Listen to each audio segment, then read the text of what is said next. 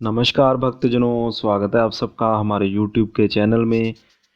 भक्तजनों, आज हम श्रवण करने जा रहे हैं माँ शाकुंभरी की कथा। एक बार पृथ्वी पर दुर्गम नामक दैत्य ने आतंक मचा रखा था। 100 वर्षों तक वर्षा ना होने के कारण पृथ्वी पर जल का अभाव हो गया।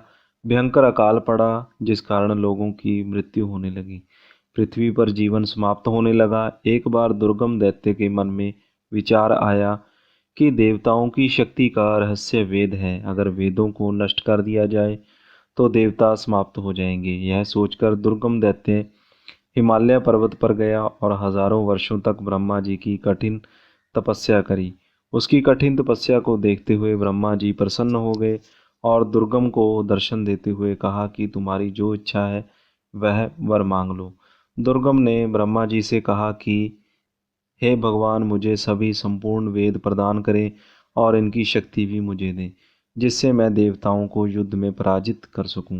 ब्रह्मा जी वरदान दे चुके थे, इसलिए दुर्गम को यह वरदान देने के लिए बाध्य हो गए और उन्होंने दुर्गम दैत्य को चारों वेद और उनकी शक्ति देने का वरदान दे दिया और अंतर्ध्यान हो गए। ब्रह्मा जी द्वारा दुर्गम को सभी वेदों का वरदान देने के कारण ब्रह्मा जी का ज्ञान शून्य हो गया।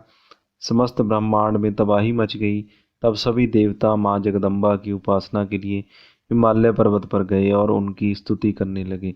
माँ जगदम्बा सभी देवताओं की प्रार्थना सुनकर प्रसन्न हो गई और प्रकट हुई। तब सभी देवताओं ने जगदम्बा माँ की स्तुति की और उन्हें सादर प्रणाम किया और अपनी परेशानियों को माँ के आगे रखा और उनसे कहा कि माँ, आप जो चाहें वह हो सकता है। कृपया हमें इस तबाही से बचाइए और इस दैत्य से मुक्ति दिलाएं। और कहा, हे माँ, दुर्गम दैत्य से वेद छुड़ा लें, जिससे इस ब्रह्मांड का कल्याण हो सके। माँ शाकुंभरी ने तब आदि शक्ति माँ शाकुंभरी देवी, जिनके तब आदि शक्ति माँ दुर्गा शाकुंभरी देवी के रूप में अवतरित हुई, जिनके 100 नेत्र थे। उन्होंने रोना शुरू करा, रोने पर आंसू निकले और इस प्रकार पूरी धरती पर जल का प्रवाह हो गया और अंत में शाकुंभरी देवी ने दुर्गम दैत्य का अंत करा। एक अन्य कथा इस प्रकार से है। शाकुंभरी देवी ने 100 वर्षों तक तप करा और महीने के अंत में एक बार शाकाहारी भोजन कर तप किया था।